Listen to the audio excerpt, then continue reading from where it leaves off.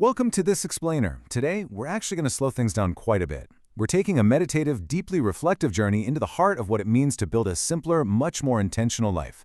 And we'll be guided by a really powerful piece of writing called The Slow Harvest of a True Life.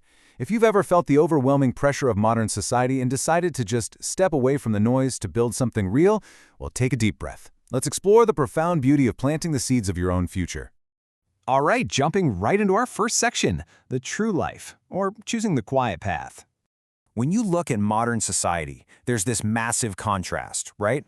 On one side, you've got this fast life. It's what so many people are busy chasing, and it just leaves them completely exhausted by the unrelenting noise of the city. But then on the other side is the path of a truer life.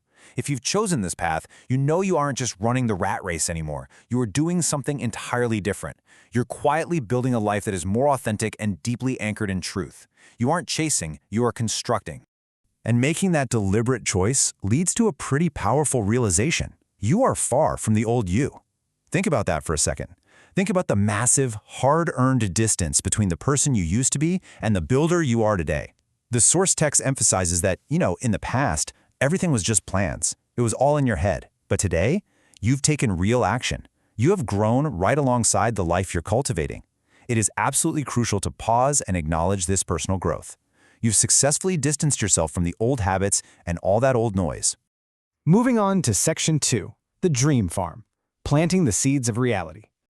So, what does that reality actually look like? Well, it's tangible. It's a farm. It's calamansi and pili trees taking root. It's avocados, raising chickens, maybe even a fish pond. These aren't just bullet points tacked onto a vision board anymore. These are living, breathing things. The source piece beautifully captures how the things you've planted are slowly bearing fruit. And importantly, not just out there in the soil, but in your life as a whole. Because more than the calamansi or the avocados, what's truly taking root here is a dream that's gradually, steadily turning into your everyday reality. Which brings us to Section 3, slow but sure, navigating the difficult quiet. Now, the text is brutally honest here, pointing out that yes, there are nights full of doubt. The direction you chose hasn't exactly been a walk in the park. There are absolutely silent struggles. You know those days when you stare out at the soil and it feels like literally nothing is happening? Or those paralyzing nights sitting alone with your thoughts, second-guessing your life decisions, wondering if leaving the fast lane was a massive mistake? Well, the text reminds us that this fear, this deep uncertainty, it's just a natural and totally expected part of the harvest. It's so easy to look at social media or talk to people back in the city and feel like they're sprinting ahead in some sort of race. But while others run fast, you are slow but sure. You have to gently remind yourself that farming and province life isn't a race for speed. It's an intentional, deliberate process. You've traded the frantic sprint of the modern world for the slow, grounded rhythm of nature. You might be moving slower, sure, but you are moving with absolute certainty toward a life that actually matters to you. And that's okay. Honestly, that phrase right there is such powerful emotional validation. It is perfectly fine that you aren't operating at city speed anymore. The source provides this immense reassurance. The province life is a long game of planting for the future you want to harvest someday. You really don't have to apologize for your pace. Your pace is exactly what it needs to be to grow something that's actually going to last. Now let's look at Section 4, the sweet harvest, trusting the long process. If we map out the chronological arc of this entire life transformation, it starts at step 1, the past, where this was all just plans, just a quiet wish, right? Then we move to step 2, the present. This is where you probably are right now, experiencing that slow but sure progress, pushing through the doubts, actively tending to the soil. And that inevitably leads directly to step 3, the future, waking up in peace.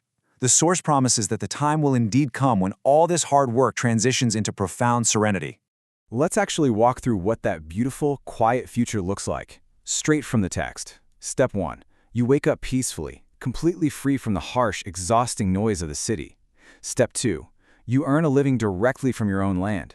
Step 3 is the ultimate form of self-sufficiency, eating food from your very own harvest. And Step 4. You have a livelihood, an entire existence that you built with your own 2 hands. Just imagine the total independence and deep, resonant peace of standing in the middle of a life you painstakingly built from the ground up. And when that day finally arrives, when you're standing right there among your calamansi and pili trees, the source predicts you're going to say to yourself, "Good thing I didn't give up." Because one day, all of this current exhaustion, all those sleepless nights full of doubt, and the physical toll of this transition will culminate in profound, overwhelming gratitude for your own resilience. Your future self is going to thank you for enduring the slow, hard days. So, as we wrap up, the text offers a few crucial reminders for the journey ahead. First, your farm and your life doesn't need to be the biggest. Second, you do not need instant wealth.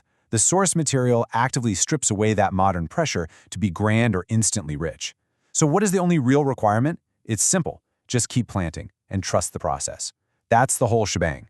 Let go of the metrics of the fast life. Your only job is to show up, tend to the soil, and just trust that nature and time will do the rest. Because, as the text beautifully puts it, trees that grow slow are usually the ones that bear fruit the longest. This is basically a message from the future version of you who finally made it home. The slowness isn't some sort of disadvantage. It's the exact reason your foundation is going to be absolutely unbreakable. So as you head back to your quiet work tomorrow, I want to leave you with this. If a true life requires a slow harvest, aren't you exactly where you need to be right now? Keep planting,